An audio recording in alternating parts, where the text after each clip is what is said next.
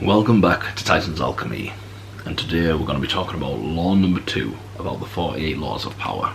Never put too much trust in friends, and learn how to use your enemies. So what do we mean by this? You might have some friends in your life right now that you've grown up with, and they might not be on the same wavelength as you, but they're still your friend. You still find them entertaining, you still do stuff together. But there's a chance that they might not be aligned with you completely. So I have a great example of this. I grew up with a person, went through all the schools together. I thought we were great friends, and it wasn't until later on I found out this guy was shafting me, stealing stuff off me, trying to get me into trouble, stuff like that. But on the general surface, he was getting away with it. I didn't know, and we were just friends. I thought we were good friends. I was failing to realise that 20 years of friendship didn't matter to this guy. I thought that type of loyalty was important, and it bought you, loyalty and service from a man. Ultimately, that's what we grew up into. What I failed to realise was this guy was more lenient towards pussy, towards getting laid, and he would constantly stab me in the back to appease or please a woman in his life, and there was lots of different ones. So if they didn't want him to go out with Tyson or do something with me, they would say do this or do that, and he would just do it like a lapdog.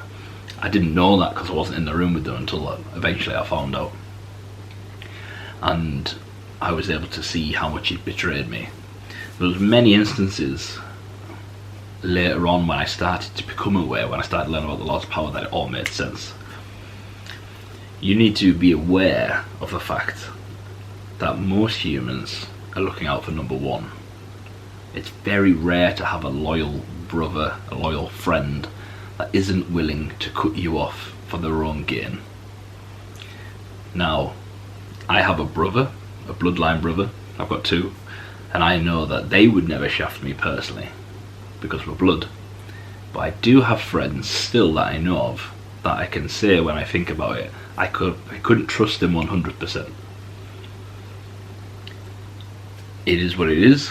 Maybe you do have a friend or brother that you can trust 100%.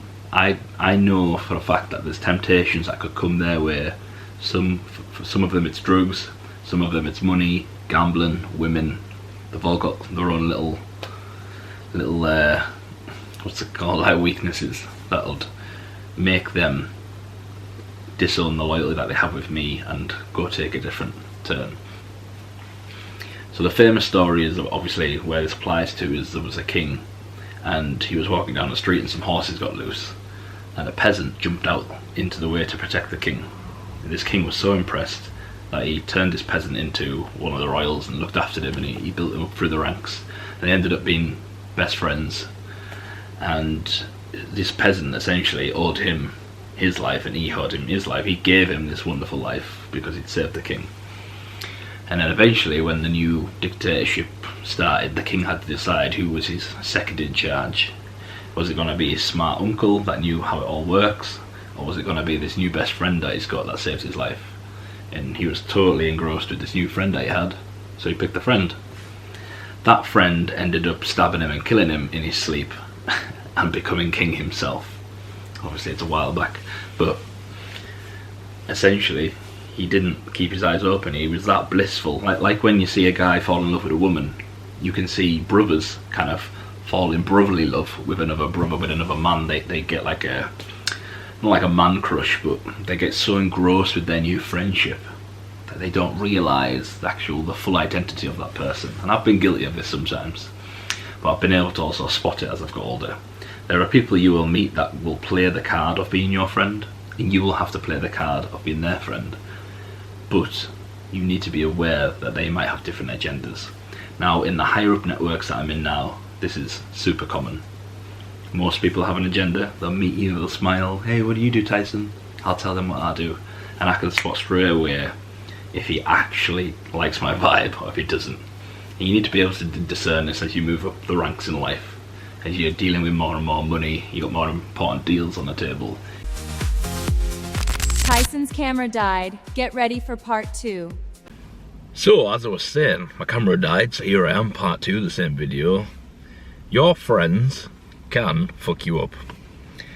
Here's how an enemy can be more beneficial than a friend. Say you're in a business. If you hire an enemy rather than a friend, the enemy has to work harder to gain your trust and loyalty, which means in a business term, they're more likely to work harder, potentially, right? Obviously, there's nuance to all these situations. But a friend, if you hire a friend, they won't try and prove anything to you. If you have a really tight relationship with them, it could be a great thing in business, but it also could be a terrible thing, because they might just think, fuck it, he knows me, I don't need to prove myself.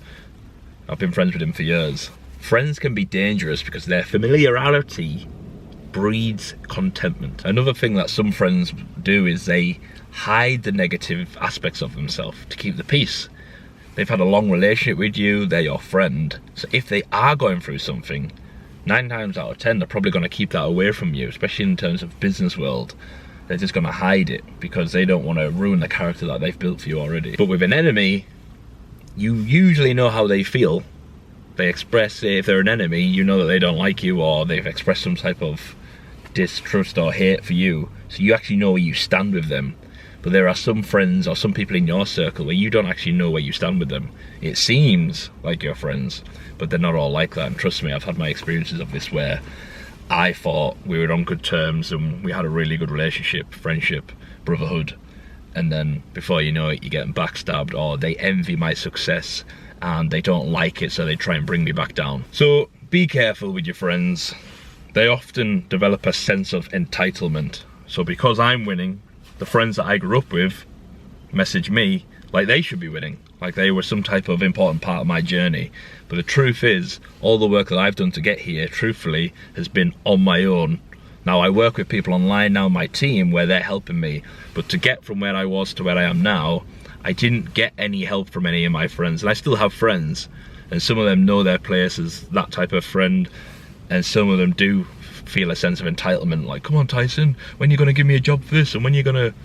They haven't done anything to help, so I'm very much aware that if I do give them a job inside or do something with them, then they might just take me for a mug, take advantage of the situation just to get some money in, because they see the money I'm making now, it's exciting, and they want a piece of the pie. But where were they at the start of the journey to put in the work with Tyson? They were too busy, weren't they? So keep this in mind. Obviously that doesn't mean all your friends suck. If you've got a close relationship, great. But keep this in mind. Law number 2, never put too much trust in friends, and always learn how to use your enemies.